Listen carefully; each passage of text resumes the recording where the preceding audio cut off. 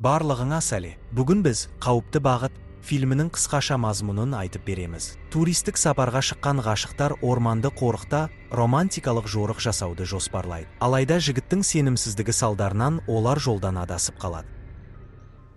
Шынайы оқиғаға негізделген бұл фильм Алекс пен Дженнің жорыққа дайындалу сәтінен басталады. Шамадан керек жарақтарын көлік жүксалғышына орналастырған жұптаң сәріде жолға шығады. Таң ертеңгі уақыт болғанына қарамастан, тас жолда көлік кептелісі басталып кеткен. Олар жолда уақыт өткізу үшін әйелдер журналындағы күлкілі тесттерді оқып, Алекс сүйіп тыңдайтын әндерді қосады. Жол оларды бетонды ғимараттарға толы үйреншікті ортасынан алыстатып, адам аяғы сирек басатын ну орманға қарай әкеледі. Қорықтың қараушысы орналасқан үйшікке жеткенде, Алекс өзінің сүйікті жорығы өтетін бағыттың биылғы жылы жабық екенін біледі. Егер оларды рейнджерлер байқап қалса, әрқайсысына $500 көлемінде айыппұл салынады. Бірақ бұл Алекс үшін кедергі емес, медициналық қобдишаны алып, картаны пайдаланудан бас тартып, жаяу жүріп кетеді. Көлдегі пирске жеткен соң, жұп саяхаттың басталғанын атап өту үшін бірге селфи жасайды. Одан кейін каноэге отырып, сапарларын жалғастырады. Жолда олар жорықтан қайтып келе жатқан жұппен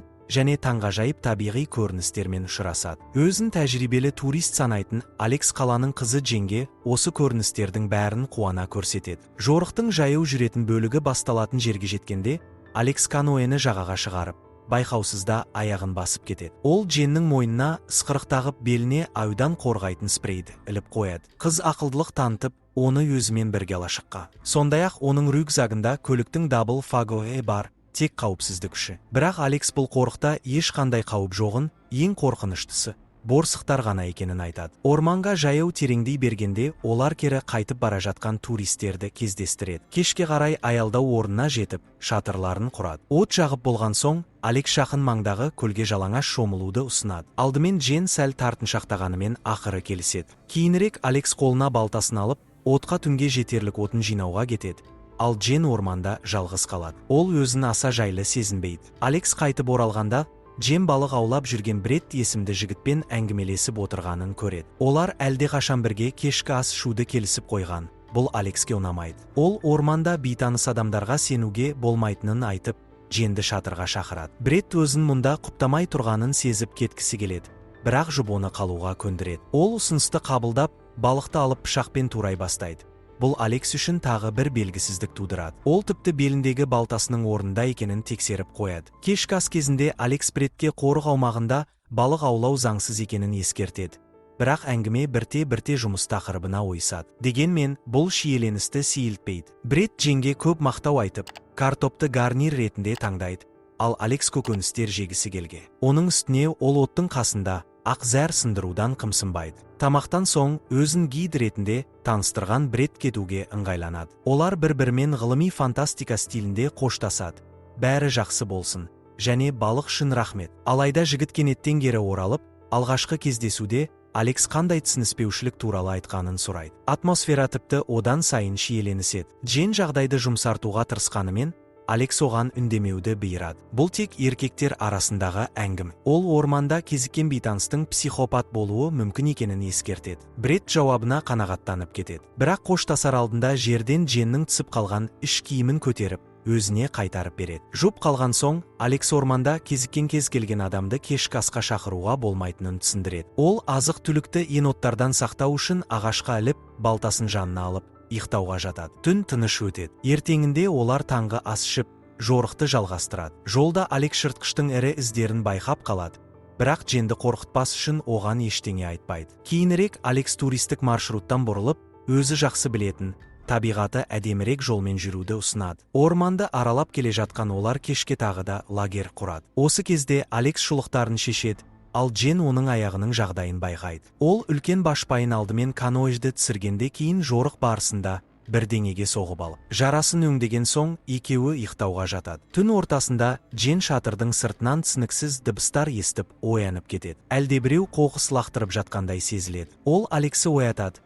Бірақ ол бұл жай ғана ағаштан түскен емен жаңғақтары деп сабырға шақырады. Алайда көп ұзамай басқа үрейлеу дыбыс шығады. Екеуі демдерін ішке тартып, сырттағы тыныштықты тыңдайды. Мүмкін бұл Бретт оларды аңдып жүрген шығар. Бірақ дыбыстар қайталанбайды.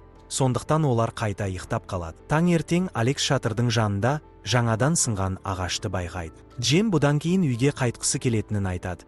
Бірақ Алекс мұнда қорқатындай ештеңе жоғын айтып сендіреді. Оның үстіне ол бұл саяхатты ұзақ күткен, енді жарты жолда кері қайтқысы жоқ. Ақыры екеуі сапарын жалғастырады. Жолда Алекс жеуге жарамды жидектер тауып, аузына толтыра сала бастайды. Осы кезде Джен жағымсыз иіс сезіп, оның қайдан шыққанын анықтау үшін бүйірге бұрылады. Біраз жер жүріп, ол үлкен жыртқыштың талауына түскен еттері жұлынып, сүйегі аршылған бұғы өлексесін табады. Бірақ бұл көріністің шынайы мағынасын Алекс қана түсінеді. Сапарды жалғастыра бергенде, Джен сүрініп, бет-аузын балшыққа былғайды. Алекс күліп жібереді, бірақ оның көңілін көтеріп тұрған нәрсе жолдың соңына таяп қалған. Енді тек биік жартастың басына көтерілсе, тамаша көріністі тамашалай алады. Шаршаған туристер шыңға шығып, көз алдындағы көрініске үңіледі. Бірақ олар күткен көлдің орнына, алдарында сұрғылт аспан астында жайылған шексіз орман ғана тұр. Алекс шатасқанын түсінеді. Ең сорақысы картасы жоқ. Джен рюкзактан телефонын алмақ болғанда, Алекс оны көлікте қалдырғанын айтады. Оның айтуынша, Дженнің жорық кезінде телефонға шұқшиып отырмағаны дұрыс. Әрі бұл жерден бәрібір байланыс ұстамайды. Қыз жүйкесі сыр беріп, Алексқа айқайлап, оны сәтсіздікке ұшыраған ақымақ деп айыптайды. Сонда ол шындықты мойындайды. Бұл сапардың мақсаты Дженге үйлену туралы ұсыныс жасау еді. Ақыры екеуі сабасына түсіп, татуласып, шатырды сол жартастың басына құрады. Түнде жаңбыр жауып, найзағай ойнайды. Таңертең олар тәтті ұйқыда жатқанда, шатырдың маңында ауыр тыныстап жүрген алыбаю пайда болады. Бірақ екеуі мұны байқамайды. Бірақ олар байқамаған тағы бір жайт, азық-түлік қапшығының жыртылып, барлық тамақтың жоғалған. Алекс мұны еноттың ісі деп сендіріп, Дженді қорқытпауға тырысады. Жұп тау шыңынан төмен түсіп кері қайтуға бет алады. Алайда карта мен дұрыс бағдарсыз орманнан шығу оңай шаруа емес. Су ішіп тоқтаған сәтте Джен жерде үлкен шұңқырды байқайды. Алекс оны аюдың апаны деп таниды. Осы кезде екеуі ең ақылға қонымды шешімді қабылдайды. Бұл жерден тезірек кету. Кешкі ас кезінде Алекс одан шынымен өзін сәтсіз адам деп санайма деп сұрайды. Джен ашумен артық сөйлегенін, шын мәнінде олай ойламайтынын айтады. Осыдан кейін Алекс оған неке сақинасын көрсеткісі келеді. Қыз басында келіседі, бірақ кейін ойынан айнып қалады. Алекс оған жарты протеинді батончик беріп, ұсыныс жасау үшін сақтап қойған кішкентай шампан бөтелкесін шығарады. Аздап ішіп алған соң, екеуі құмарлыққа берілмекші болады. Бірақ бұл сәтті түнгі орманнан шыққан оғаш дыбыстар бұзады. Олар шатырдың ішіне кіріп, көзге көрінген нәрседен таса болуға тырысады. Алайда түнгі ұйқысы алаңсыз болмады. Таңертең Алекс шатырдың жанында қара аюды көреді. Қонақтардың оянғанын байқап, орман иесі баяу қадамдап шатырға қарай беттейді. Алекс топорын іздей бастайды.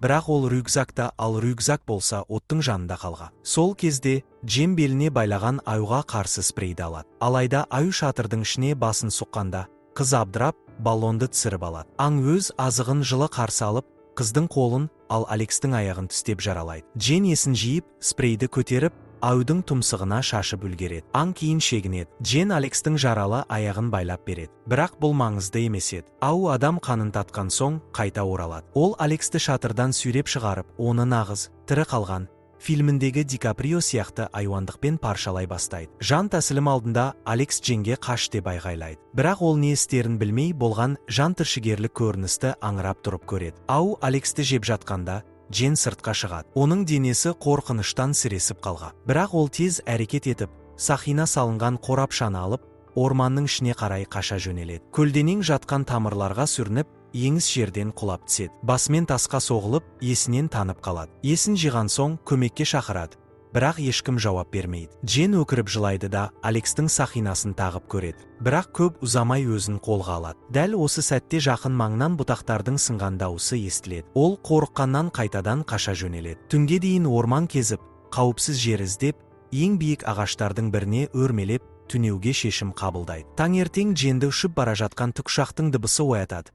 Алайда әуе көлігі ол әрекет етуге үлгермей тұрып көзден ғайып болады. Жолын жалғастырып, ол жақын маңдағы бұлақтың сылдырын естиді. Сол жерден су ішіп жуынуға, сондай-ақ аюдың тырнағынан қалған жараларын тазартуға мүмкіндік алады. Бірақ кенеттен жыртқыштың ақырған дауысы естіледі.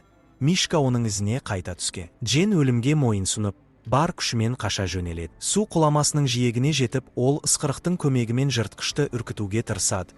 Бірақ бұл нәтиже бермейді. Амалы таусылған, қыз тік жартастан төмен түспек болады. Алайда сырғып кетіп, құлап, тобығын сындырады. Жасқанбай ол сынған сүйегін орнына салып, айқайлап жібереді. Ауырсынғанына қарамастан өзі жасап алған таңғышты байлап, ұзын таяқты таянып, жолын жалғастырады. Ол тіпті түнде де тоқтамайды, жолын жарықтандыру үшін алау пайдаланады. Тек таң атқанда ғана әлсіреп демалуға мүмкіндік алады. Оянған сәтте Дженнің алдынан бұғы шығады. Мені алып кет, бұғы деп ойлайды да, жануардың соңынан ілеседі. Ақыр күн батып бара жатқанда бірнеше күн бұрын қалған қайықты көреді. Өз көзіне өзі сенбей, ол қайыққа қарай ақсаңдап жетіп, оны суға жібереді. Соңғы күшін жинап, жағаға қарай ескек еседі.